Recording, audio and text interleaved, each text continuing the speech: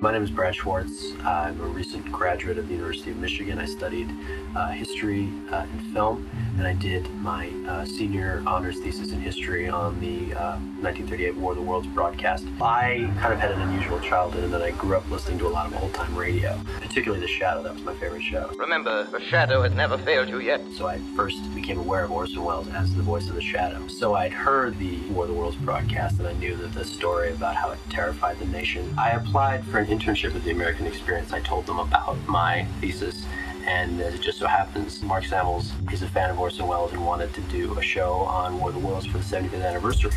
I was taking a film class, and a librarian in the Screen Arts department gave a presentation about all the library resources available to us as students. And among those resources he talked about were these collections of Orson Welles' papers, and he specifically mentioned the War of the Worlds letters.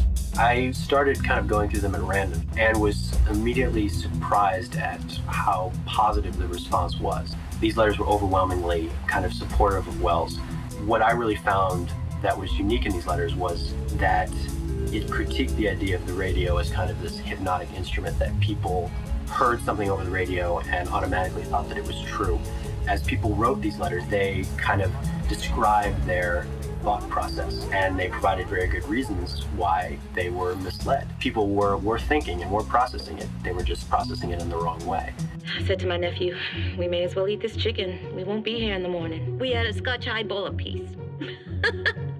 And we felt good that we were gonna die around a few men. Seeing these letters come to life was a very unique experience because each letter had a very unique voice and a very unique tone. As a historian or someone who studies history, you don't generally get to hear your sources talking like this. When Orson said it was a Halloween prank, it was like being reprieved on the way to the gas chamber. Whenever something makes information move quicker, it also makes it a lot easier to send and receive misinformation.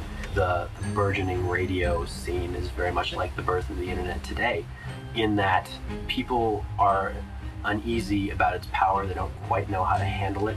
And the concerns that people raised in these letters, and this was the most fascinating part of doing the project for me, were so very similar to the concerns people have about the internet today, that people spend so much time listening to mindless radio broadcasts that they're not going to read books anymore, or that it is going to harm the growing minds of children.